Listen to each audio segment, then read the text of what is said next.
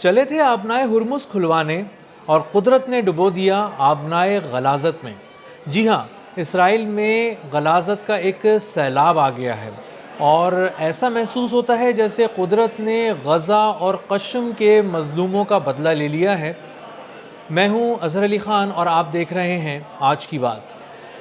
ایران اسرائیل پر مسلسل حملے جاری رکھے ہوئے ہے اور اس کی تازہ لہر نے سنسنی پھیلا دی ہے، اسرائیل کے اندر کھلبلی مچا دی ہے اور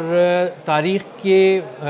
بدترین جو حملے ہیں ایران کی جانب سے وہ اسرائیل پر کیے جا رہے ہیں۔ سب سے طاقتور حملے ہیں پچھلے 4 ہفتے کے، جو اسرائیلی میڈیا بھی رپورٹ کر رہا ہے، اور فاکس نیوز جو امریکی میڈیا ہے جو زیادہ تر ڈونلڈ ٹرمپ اور اسرائیل کے حق میں رپورٹس دیتا ہے، وہ دونوں یہ رپورٹ کر رہے ہیں کہ ایران اب جو حملے کر رہا ہے اسرائیل پر وہ انتہائی دردناک ہیں اسرائیل کے لیے اور بہت ہی گہری چوٹ پہنچا رہے ہیں۔ بنائے براق ایک علاقہ ہے، وہاں پر ایک شہر ہے جو کہ تل ابیب کے قریب ہے، وہاں پر ایران نے گزشتہ رات جو حملہ کیا ہے اس سے جہاں بہت ساری تباہی ہوئی ہے، اسی تباہی کے ساتھ ساتھ جو ان کا سیویج سسٹم ہے، جو اس کا پورا ایک نظام ہے، وہ بری طرح متاثر ہوا ہے، تباہ و برباد ہو گیا ہے اور ابل پڑے ہیں سارے گٹرز وہاں پر بنائے براق کے، اور وہاں پر ایک سیلاب ہے جو سڑکوں پر بہہ رہا ہے اور موجود ہے اور اسے روکا بھی نہیں جا سکتا، کیونکہ صفائی کا جو عملہ ہے، میونسپل سروسز ہیں، وہ تو کہیں دستیاب ہی نہیں ہے۔ جنگ کے دوران بہت ہی بری صورتحال ہے، عملہ غائب ہو چکا ہے، سب اپنی جانیں بچا کر بھاگے ہوئے ہیں، تو نہ اس کو فکس کیا جا سکتا ہے، ٹھیک کیا جا سکتا ہے اور نہ ہی اس کو روکا جا سکتا ہے۔ تو اب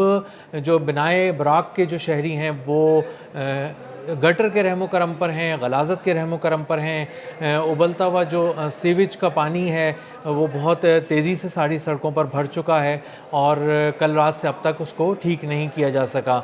جو لوگ ہیں وہ بتا رہے ہیں وہاں پر کہ لکھ رہے ہیں مختلف پلیٹ فارمز کے اوپر بھی اور صدائے احتجاج بھی بلند کر رہے ہیں، پریشان بھی ہیں کہ وہاں پر ان کے لیے سانس لینا مشکل ہے، چلنا مشکل ہے، اور وہ جب کسی کو بلاتے ہیں تو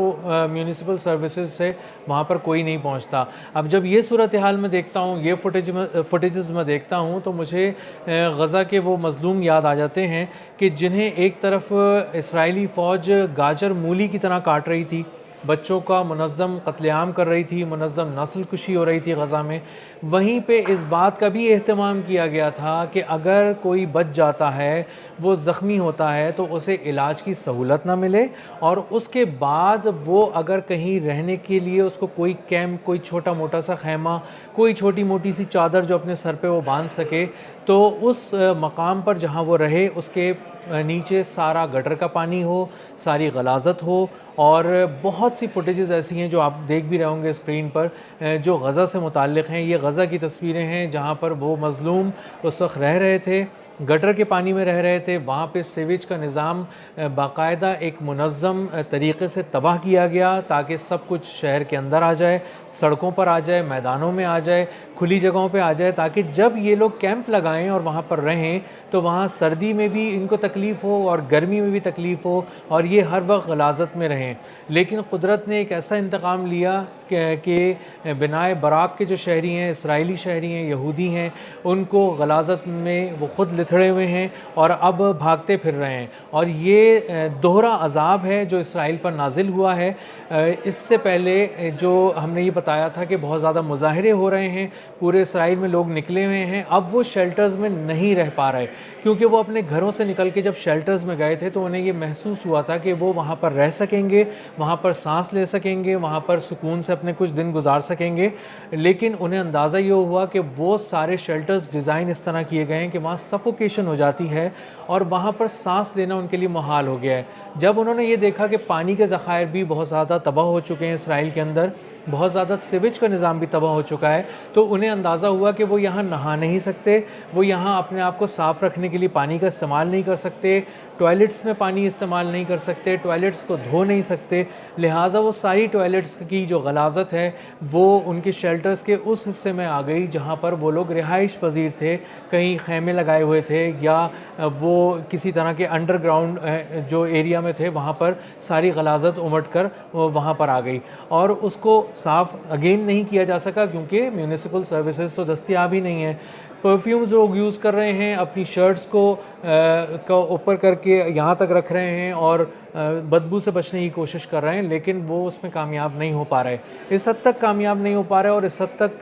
परेशान हो चुके हैं, सांस लेना उनके लिए मुहाल है शेल्टर्स में, कि वो बाहर आ गए, सड़कों पे मुजाहरा कर रहे हैं और नेतन्याहू से जान छुड़ाने के लिए और उसकी एडमिनिस्ट्रेशन जिसने इसराइल को मुकम्मल तबाह कर दिया है, उससे जान छुड़ाने के लिए नारे लगा रहे हैं, रिजीम चेंज की आवाज़ें बुलंद कर रहे हैं और कह रहे हैं कि हमें कोई ऐसी जगह दे दो जहाँ पे हम खुले आसमान के बजाय कहीं चले जाएं और वहाँ पर हम ईरानी मिसाइलों से बच सकें। इसी के साथ मुझे याद आ रहे हैं कशम के वो ईरानी भी जो 30,000 की तादाद में थे, अपने देहात में रह रहे थे और वहाँ पे एक वाटर प्लांट लगा था जो उनका वाहिद सहारा था पानी के लिए, साफ़ पानी के लिए, पीने के पानी के लिए, और इसराइल ने उसे जानबूझकर एक मुनज़्ज़म मंसूबे के तहत तबाह कर दिया मिसाइल मार के, ताकि वहाँ पे वो लोग बूंद बूंद को तरसें और वो पूरी आबादी जो कशम की है, जजीरे की 30,000 की आबादी है, वो उसको पानी दस्तयाब ना हो सके। लेकिन कुदरत मेहरबान थी, ईरान की हुकूमत ने कुछ हंगामी तौर पे इक़दामात किए और फ़ौरी तौर पे लोगों तक पानी पहुंचा दिया और वो एक बहुत बड़े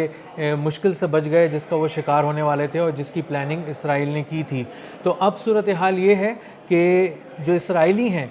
उन पे दोहरा अज़ाब है, उनकी नज़रें आसमान पर हैं, कान जो हैं वो फ़िज़ा में लगे हुए हैं कि कब कोई शाहिद ड्रोन आता है, कोई और ड्रोन आता है, कोई प्रोजेक्टाइल आता है वहाँ से, वो उसकी आवाज़ को सुनते रहते हैं, निगाहें आसमान पे रखते हैं ताकि उनको अंदाज़ा हो कि किस वक्त ईरानी मिसाइल आ रहे हैं, उसके हर वक्त इंतज़ार में रहते हैं और उनके पाँव गलाज़त में लिथड़े हुए हैं, गटर के पानी में डूबे हुए हैं और जो आबनाए गलाज़त बिनाए बराक में बह रही है वो इस बात की इशारा दे रही है कि कुदरत अपना इंतकाम ले लेती है और गज़ा के और कशम के जो मज़लूम हैं उनका बदला कुदरत ने लिया है। और जिस तरह तकलीफ़ दे के गज़ा में के अस्पतालों तक में सीवेज का जो निज़ाम है वो तबाह किया गया, गटर का पानी अस्पतालों के अंदर छोड़ा गया, एमरजेंसी वार्ड्स में छोड़ा गया, खान यूनुस के अस्पताल में भी, अन-नसर अस्पताल में भी, गज़ा में भी, और इस बात को यकीनी बनाया गया कि अगर कोई हमारी बमबारी से बच जाता है, अगर कोई हमारे हमलों से बच जाता है,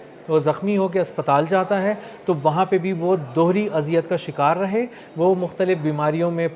जकड़ा रहे। और जो इस तरह से अब आप देखें कि आलमी इदारे सेहत के जो आदाद व शुमार सामने आ रहे हैं वो बता रहे हैं कि WHO के मैं एस्टीमेट्स पढ़ रहा था कि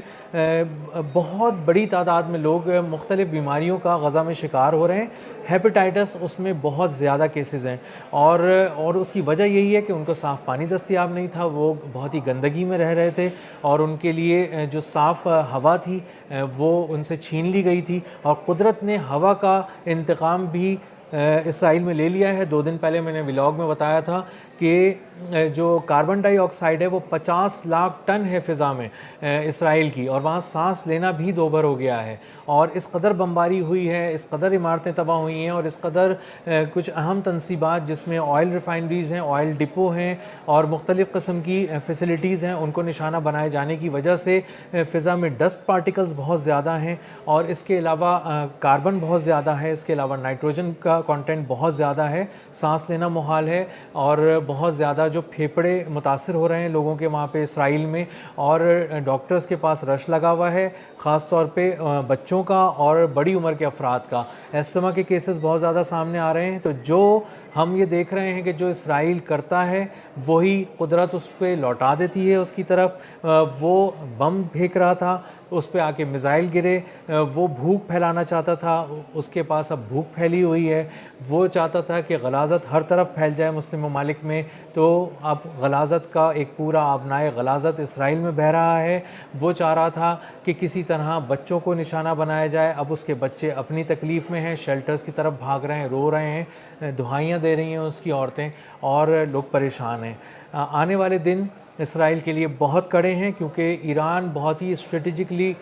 हर मूव को प्लान कर रहा है, उसका हर हमला बहुत ही शाहकार है। वो लोगों को मारने के बजाय इस वक्त मिलिट्री को टारगेट किया हुआ है, फ़ौजी तनसीबात को, की इंस्टॉलेशंस को टारगेट किया हुआ है और पता इस तरह चलता है कि आने वाले दिन नेतन्याहू उसके मुल्क के लिए बहुत ज़्यादा मुश्किल होंगे। अब तक के लिए इतना ही। आने वाले व्लॉग्स में नई ख़बरों, नए तज्ज़ियों और नए ज़ावियों के साथ आपकी खिदमत में फिर हाज़िर होऊंगा। अल्लाह हाफ़िज़।